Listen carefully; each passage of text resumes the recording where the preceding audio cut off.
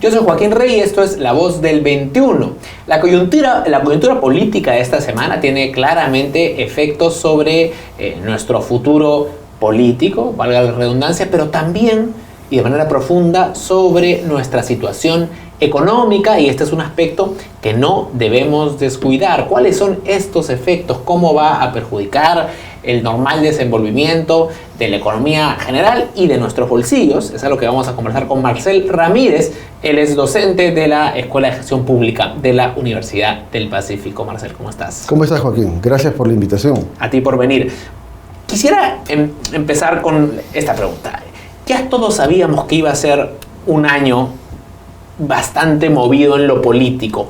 ¿Qué tanto cambia en términos del impacto económico la disolución del Congreso? Porque uno podría interpretar que de repente se dio lo que todos sospechaban que podía darse, ya pasamos esa incertidumbre. O tú lo lees más bien como que podría agravar más la incertidumbre porque hay nuevas elecciones ahora. ¿Cómo lo lees? Sí, mi lectura particular es que, como tú dices, ya había cierta internalización de la crisis, porque como que el año lo hemos vivido en permanente zozobra en el tema político. No solo el año, en los últimos 3 años. Exactamente, pero se fue agravando este año. E incluso desde el pedido de postergación, adelanto de elecciones, ya como que se iba internalizando un poco más la posibilidad de un agravamiento de la situación política, de la tensión. Fíjate que mucho de lo que el Ejecutivo tiene en cartera o no pudo tramitar eventualmente como cambios normativos, es porque el legislativo, la relación con el legislativo nunca fue tan positiva como para permitirlo. Entonces, ya todo eso de alguna manera estaba internalizado. Y otro fenómeno es que hay factores externos que siempre han estado incidiendo sobre el riesgo de nuestro desempeño económico. Entonces, yo particularmente creo que la disolución del Congreso ha sido no necesariamente un factor que vaya a agravar más la incertidumbre, porque ya de alguna manera se venía internalizando con la crisis que veníamos teniendo desde meses atrás. Y ahora, más allá de la dinámica en la confianza, que es importante, también esto podría tener impactos sobre la ejecución del gasto público, ¿no? Hay un componente importante del PBI que es inversión pública y el gasto corriente del sector público. ¿Crees que va a haber un impacto, sobre todo ahora que tenemos nuevo gabinete, que no tenemos Congreso? ¿Cómo va a estar el lado público del gasto? Tenemos varios elementos que tomar en cuenta ahí. Primero, que estamos ya terminando el año fiscal 2019 y veíamos que hasta hace un mes atrás la ejecución no era de las mejores. En otras palabras, a pesar de que por un momento uno advierte que el Perú tiene ingresos fiscales bajos para un promedio regional, sin embargo, a pesar de ello, la ejecución de ese bajo ingreso no ha sido tan ideal. Entonces, ese es un primer punto. Aparentemente, el cambio de autoridades de este año, el tema corrupción, han hecho que algunos temas se retrasen. Sin embargo, tenemos que pensar también en el presupuesto 2020. El presupuesto 2020 fue un proyecto tramitado por el Ejecutivo al Legislativo y que debía ser aprobado hasta fin de noviembre en el Pleno. Que es el procedimiento regular que todos los años se sigue. Y aparentemente, de acuerdo a la condición actual, tendría que ser aprobado por un decreto de urgencia del Ejecutivo y rendir cuentas eventualmente ante el Congreso cuando este pueda ser ya formalizado el próximo año. Pero eso va a ser todavía en marzo. Exacto. Eso significaría, en primera instancia, que ese proyecto tendría que ser aprobado tal vez en la forma en la que el Ejecutivo lo trasladó al Legislativo, sin mayores alteraciones respecto de ese planteamiento. Este presupuesto planteaba un crecimiento de 5.5% respecto del año anterior, tamaño del presupuesto en tamaño del gasto, con las prioridades básicas similares, ¿no? Educación, salud, violencia, lucha contra la anemia, la desnutrición, ¿no? Sin embargo, el gran problema que se ha observado en los últimos 2 años, o que se ha agravado, es la dificultad para ejecutar los recursos que son asignados ahora de manera descentralizada. Tenemos una descentralización desde el año 2002. Eso significa que ahora se está acentuando el hecho de que el nivel de ejecución descentralizado no es tan efectivo, no es tan bueno. El ministro Oliva, un mes atrás, mencionaba, a raíz de la situación triste del fallecimiento de recién nacidos por falta de incubadoras, se alegaba que era un tema no de recursos públicos ni de presupuesto, sino de gestión. Claro.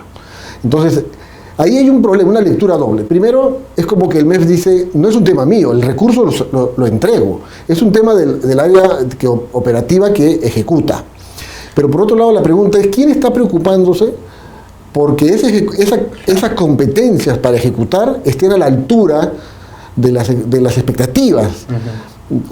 Probablemente no sea una responsabilidad del MEF, pero alguien en el sector público, en el Estado... Bueno, el sector salud, me imagino que en el caso de las incubadoras, ¿no? Sí. Igual el MEF puede hacer algo, ¿no? Porque hay maneras tú de asignar el presupuesto más basado en resultados o generar incentivos para que el dinero sea gastado de una mejor manera, ¿no? Sabemos que hay un presupuesto por resultados y justamente condiciona la asignación del recurso a mejoras en el logro de resultados que se reflejan en el ciudadano. Así es. Y justamente ahora que tenemos nueva ministra de Economía, ahora hablemos de eso también. Ella tiene una experiencia justo vinculada con el tema de calidad de gasto, que es de lo que estamos hablando. Entonces sí, uno esperaría que no solamente la PCM, porque recordemos que hay una política nacional de modernización de la gestión pública, que justamente apunta a que mejoren los procesos, a que la gestión mejore, para que el uso del recurso sea más efectivo y más eficiente. Entonces, es una responsabilidad compartida. El MEF tiene necesariamente que acompañar a los órganos ejecutores, porque no todos están a la altura en competencias y habilidades para poder desenvolverse de la mejor forma. Por otro lado, hay reformas como la del servicio civil, que no necesariamente está todavía al ritmo que uno espera, y que definitivamente debe reflejarse en tener servidores públicos mucho más alineados y capacitados para el cumplimiento de objetivos. Entonces, es como que una mezcla de varios cambios que el Estado tiene que empujar y que yo no creo que en los últimos tiempos se le haya estado dando la prioridad suficiente. Correcto. Y no sé si en los que vengan será una prioridad, porque también hay digamos, la turbulencia política no está totalmente resuelta todavía. Hay varios puntos ahí que hay por resolver, pero has mencionado a la nueva ministra de Economía, a la señorita María Antonieta Alba. Ella, bueno, tiene una carrera ya en el sector público. Hay gente que ha cuestionado un poco, que es un poco joven todavía. ¿Cuál es tu interpretación de su designación? Sí, es joven, pero la juventud puede ser un aspecto positivo si recordamos que la última reforma estructural que el Perú pasó fue en los 90, en donde justamente se trató de introducir un elemento de juventud al sector público, y probablemente ese tipo de reforma no se ha vuelto a dar, justamente porque esto del servicio civil meritocrático no ha terminado de cuajar, digamos. Entonces, parecería que la crisis ha sido un camino para establecer ese cambio generacional que yo creo que es muy positivo. Hablando de su experiencia, tengo entendido que ella viene del MEF en la dirección de presupuesto, una dirección bastante importante, crucial, debo decir, en donde la atención es permanente, pero específicamente en calidad del gasto, experiencia que también ella trae del Ministerio de Educación. Entonces, yo creería que su experiencia debería ya no solamente reforzar el tema presupuestal del gasto, en la que obviamente hay un avance importante del MEF, sino mirar también cómo eso tiene que ayudar a la evaluación de las políticas tributarias. ¿Por qué? Porque nuestro balance fiscal, tenemos un déficit que se está reduciendo, pero fíjate que hay un déficit que se reduce, en parte porque el gasto no está siendo tan ejecutado como deberíamos. Claro, porque al no gastar tanto, el déficit se reduce sencillamente, no por una buena razón, digamos. No es por la razón de mayores ingresos permanentes, sino porque el gasto está ayudando a que el déficit no se vea tan ajustado. Así es. Pero pasa que el próximo año, tal vez fenómenos como la crisis internacional, porque hay una sensación de eventual recesión internacional, una tensión comercial entre Estados Unidos y China, precio del cobre que no necesariamente estará en sus mejores niveles, son shocks externos que a nuestra economía no le van a ayudar. Entonces, sabemos claramente que cuando el PBI se desacelera, la recaudación hace lo mismo. Por lo tanto, este equilibrio tan especial que se puede estar dando para mostrar la cifra de déficit como una meta de déficit, podría jugar en contra, porque podría eventualmente llegar a una situación en que el ingreso tributario se desacelere con el PBI. La meta de déficit hay que alcanzarla, porque también ¿La meta actual es un rango? Tiene que estar en 2%, ¿no?, para el próximo año. Y lo que queda finalmente es el gasto, lo que queda libre, porque por otro lado hay una deuda PBI que no debe ser más de 30%. Entonces, ahora está en 25. 25, 26%. Entonces es como que uno juega a resolver una ecuación, a balancearla de la mejor forma. Pero si el próximo año, por ahí que las tensiones internacionales hacen que nuestros ingresos se reduzcan, va a haber un problema con el gasto en el que al final puede ser que el gasto de inversión pública tenga que sufrir, solamente para balancear mejor las cifras de estas metas que te comento. Entonces, el reto de la actual ministra es dar a entender a todo el Estado de que hay que fortalecer la generación de ingresos fiscales permanentes. Lamentablemente, el contexto es complicado porque los factores externos, como te señalo, van hacia la baja por las menores exportaciones, por la crisis que comento. Entonces, el trabajo fuerte es de impulsar la inversión pública. Esa inversión pública que lamentablemente este año no ha estado a la altura de lo que se esperaba, tiene que repuntar, sea por los proyectos de la reconstrucción o cualquier otro proyecto, tiene que repuntar. Y el Estado tiene que acercarse más a los proyectos privados, mineros o no mineros, para mantener su flujo, porque es la única forma en la que internamente podemos tratar de aliviar esa tendencia a desacelerar que la economía internacional no fija. En el consumo privado, que se explica más por el consumo de hogares, el consumo doméstico, ¿cómo crees tú que el contexto político y lo que vendrá en los próximos meses pueda quizá pues acelerar o desacelerar las decisiones de consumo en los hogares? Esa es una buena pregunta, porque por un lado uno a veces piensa en el dólar no ha sufrido grandes variaciones. No, está en 3.37 hoy día. Y el Banco Central tiene la capacidad para mitigar cualquier tipo de alteración que finalmente es coyuntural. Las expectativas de la gente se orientan fundamentalmente a preguntas como: ¿me debo endeudar? ¿Debo tomar un crédito hipotecario? ¿Un crédito de consumo?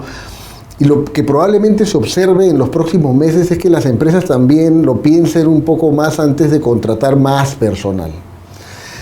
Entonces, tenemos un empleo que sin embargo ha venido creciendo, sí, ligeramente, 2,4% el empleo privado, pero nuestro problema es que es altamente informal.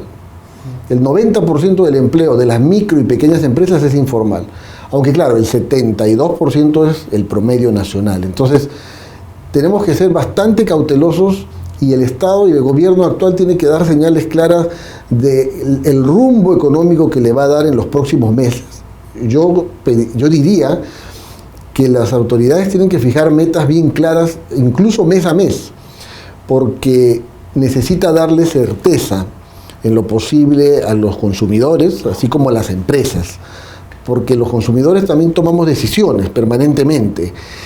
Y esta desaceleración no cae bien para efectos de las decisiones de mediano y largo plazo, ¿no? Entonces, eso es algo que las autoridades tienen que pensar, no solamente en resolver sus discrepancias, sino también en que las decisiones de mediano y largo plazo no pueden verse tan afectadas debido a los mensajes que transmiten.